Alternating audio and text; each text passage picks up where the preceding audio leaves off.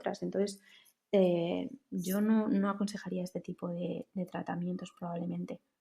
Claro, porque de esto que acabas de decir de las bacterias suele pasar mucho en temas de acné, sobre todo cuando subimos el pH, es cierto que se hacen como más resistentes y cambian y por eso necesitamos un pH un poquito más ácido para evitar, pues eso, posibles irritaciones o, bueno, o infecciones. Claro, al final el pH de nuestra piel es el que hace que tengamos un equilibrio mejor en la flora cutánea. Entonces, no todos son bacterias negativas, hay muchas que nos benefician. Entonces, claro, al alcalinizar, pues probablemente perdamos un poco ese equilibrio. Podríamos llegar a acostumbrar a nuestro cuerpo a no usar desodorante, ¿no? Porque hay muchas tendencias, sobre todo en famosos, que dicen que ellos no usan desodorante porque su cuerpo no lo necesita, ¿no? Y de hecho salió hace unos años un estudio en el que decía que algunas personas tenían un gen que hacía que su olor fuese menor que el de otro tipo de población. ¿Qué datos hay sobre esto? Pues es que realmente yo creo que no todas las personas tienen que usar desodorantes o antitranspirantes. O sea, usamos Aquí, desodorantes. O sea, es que en general no solo gente que se ha acostumbrado, que ha hecho ahí un proceso de uh-huh. mindfulness para dejar de usarlos, sino que es que hay gente que realmente no los necesita. Em, yo creo que utilizamos los desodorantes y los antitranspirantes para evitar el olor, ¿no? Porque el olor normalmente causa rechazo pues, social, la Sí. gente se ve muy afectada y el marketing nos dice que tenemos que oler frescos e ir siempre por la calle con un olor maravilloso. Y esto se asocia a un mercado económico con cifras de billones de dólares, Uh-huh. ¿no? Pero es que no todos sudamos igual. Hay gente que tiene un olor corporal intenso y eso sí que probablemente implique una afectación emocional y por tanto yo considero que este tipo de personas sí que se van a sentir más cómodas si utilizan productos, pero hay gente que no. Y de hecho, esto que tú dices del estudio genético, sí que es verdad que en el 2010 el primer estudio salió y decía que el polimorfismo en un gen, es decir, que el gen tenga una forma un poco diferente, un gen que se llama BCC11, en algunas personas se asocia a que no producen esas sustancias odoríferas que normalmente producen las personas que huelen y por tanto su sudor prácticamente no huele. Y de hecho luego se han ido haciendo estudios posteriores en más población y se ha comprobado que las personas que tienen este polimorfismo, este gen, es que prácticamente no huelen. De hecho, esto es muy típico de las personas asiáticas, que no sé si la gente lo tiene claro, pero muchas veces huelen menos. Es más frecuente en este tipo de personas. Entonces, este tipo de personas pues no tendrían por qué utilizar desodorante realmente, porque aunque suden un poco, probablemente no terminen oliendo. Aparte de tener este gen o tener la suerte de tener este polimorfismo, ¿no?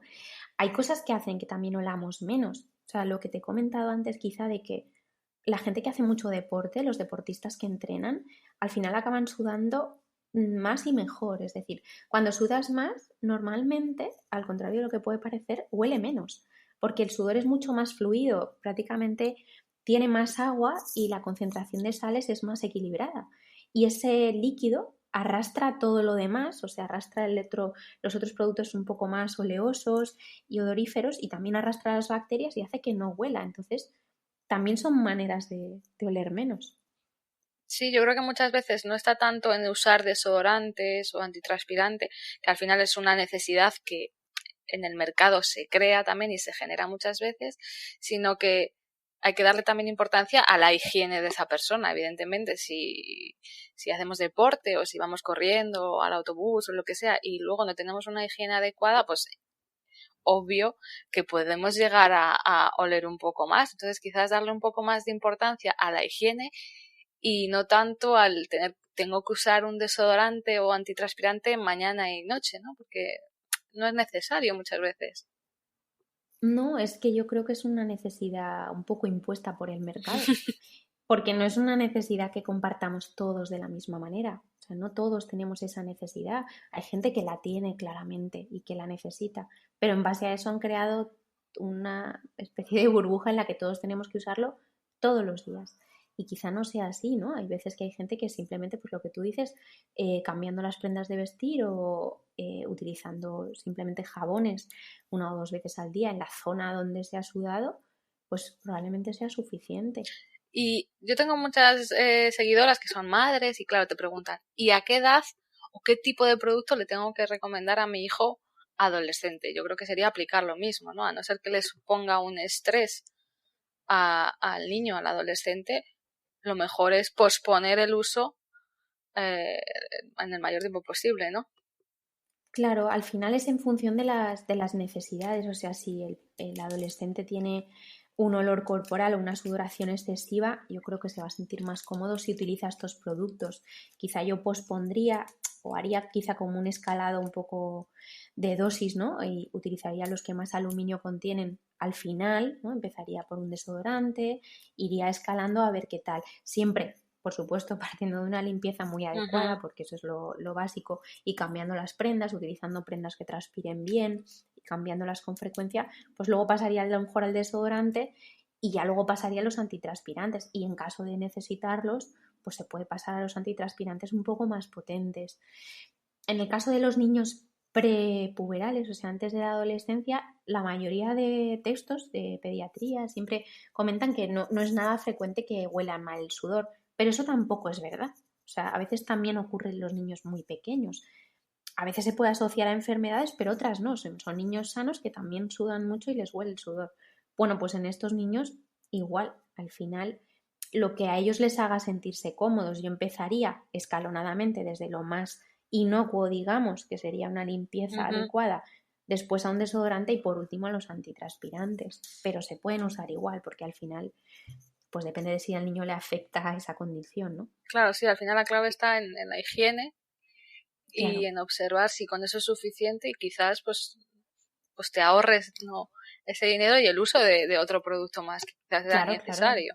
Y bueno, ya para terminar, yo creo que hemos dejado el tema que más preocupación causa, sobre todo a las mujeres, que es la relación entre las sales de aluminio con, bueno, con el cáncer de mama debido pues a la zona de aplicación, ¿no?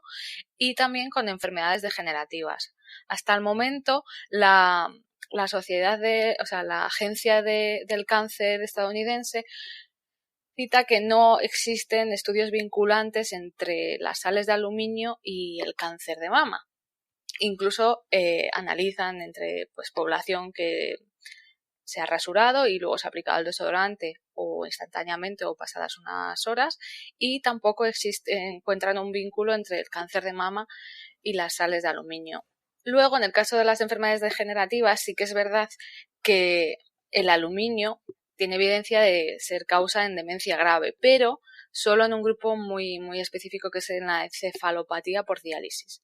Esto ocurría porque antiguamente en la diálisis se usaba aluminio y se veía que se podía acumular y producir enfermedades degenerativas, pero actualmente no se emplea esta sustancia en la diálisis, por lo tanto el riesgo pues es muy bajo y los estudios epidemiológicos no encuentran la conexión entre la ingesta del aluminio y la enfermedad del Alzheimer.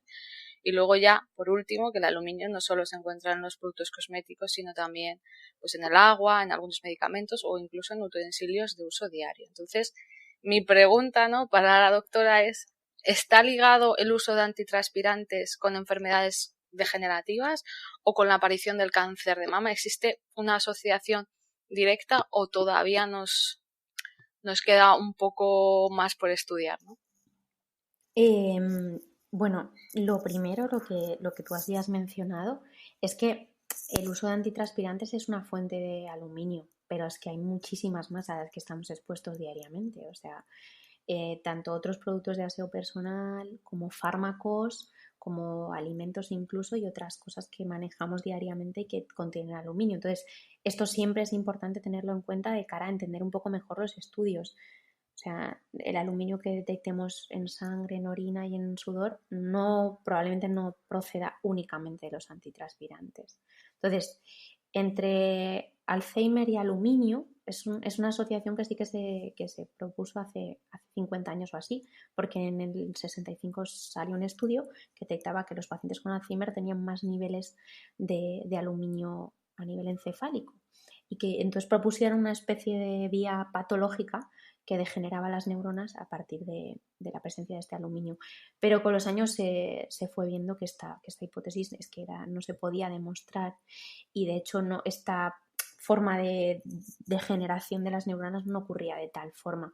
Entonces, probablemente a día de hoy no podamos decir que la exposición a antitranspirantes sea una causa probable de Alzheimer. O sea, a día de hoy, en el caso de las enfermedades degenerativas, probablemente no. Sí que ocurre claramente lo que tú has dicho de la encefalopatía por diálisis, pero por suerte a día de hoy los pacientes con diálisis tampoco se dializan con aluminio. Entonces, no, yo diría que en el caso de las enfermedades degenerativas no. Ahora, el cáncer de mama es un poco más difícil. Y también quiero remarcar que en el cáncer de mama es muy difícil porque en el cáncer de mama hay muchas cosas que están implicadas en el desarrollo, o sea, tanto genéticas como epigenéticas, o sea, tanto que nosotros llevamos ya de fábrica como las que nos exponemos, ¿no?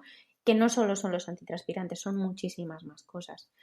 Entonces, la alarma del cáncer de mama también surgió hace décadas, ¿no? Entonces, sobre todo a principios de los 2000, salieron varios artículos en los que veían que las pacientes que usaban más antitranspirantes tenían más cáncer de mama. Pero claro, son estudios que tienen metodologías un poco discutibles, ¿no? A veces pues les preguntas a las pacientes con un cuestionario. Exacto, ¿no? Si se han expuesto. Entonces, estos son sesgos muy conocidos en la literatura científica de, bueno, pues probablemente la que tenga cáncer de mama se acuerde mucho más de cosas que ha usado que la que no lo tiene, ¿no? Luego sí que hubo otros estudios que demostraban que había un poco más de aluminio en el tejido mamario de las mujeres que tenían cáncer que las que no tenían. Y además, el hecho de que siempre aparezca, bueno, no siempre, por supuesto, pero que con mucha frecuencia el cáncer de mama se suele localizar en el cuadrante superior externo, o sea, al lado de la axila, lo asociaban con algo externo, ¿no? De, bueno, pues ¿qué pasa en la axila? Pues los desodorantes. Entonces, lo asociaron un poco a eso. Sin embargo, ya te digo, estos estudios tienen muchos sesgos y también se hacen en un tumor que es muy, muy, muy prevalente en mujeres, o sea, es el tumor más frecuente en las mujeres, y que hay muchas cosas que sabemos que influyen en el cáncer de mama, como la genética, otros factores aparte de la genética, ¿no? Lo que pasa es que hay algunos estudios más recientes que sí que demuestran que las sales de aluminio, ¿no?, sí que pueden tener algún efecto sobre los receptores del estrógeno, ¿no? Entonces, todo lo que tenga un efecto sobre hormonal, pues no sabemos muy bien lo que puede pasar. O sea, esto no es una relación lineal. El que tenga un efecto hormonal no quiere decir que produzca cáncer, claro, sino que, bueno, hay una relación, pero no sabemos exactamente cómo funciona esa relación. Entonces, a día de hoy, todas las sociedades, como tú has dicho, las agencias del medicamento, la American Society, todo esto no puede establecer una relación de los antitranspirantes con el cáncer de mama. Pero, bueno, pues si una persona con cáncer de mama no necesita antitranspirantes, mi consejo es que no los use porque no los necesita, ¿no?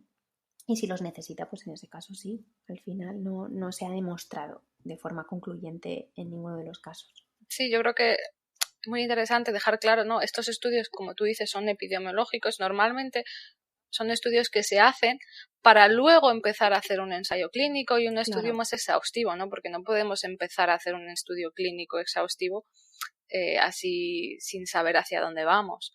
Y luego, otro problema que hay en el caso de la cosmética, sobre todo, es la zona de aplicación y la absorción percutánea. No estamos inyectando, por así decirlo, directamente sales de aluminio que van directo a la mama, ¿no? Entonces, exacto. Yo creo que es una... No, la absorción es muy baja. La cosa es, si alguien utiliza, es probable que la presencia de aluminio de alguna forma pueda interaccionar con algo. Es lo que parece, a lo que apuntan estos estudios, pero ese algo, ¿qué es? O sea, no está nada claro. Y además es muy probable que esto no ocurra en todas las personas, sino que probablemente esas personas a las que esa hipotética relación les ocurra tienen que tener más cosas.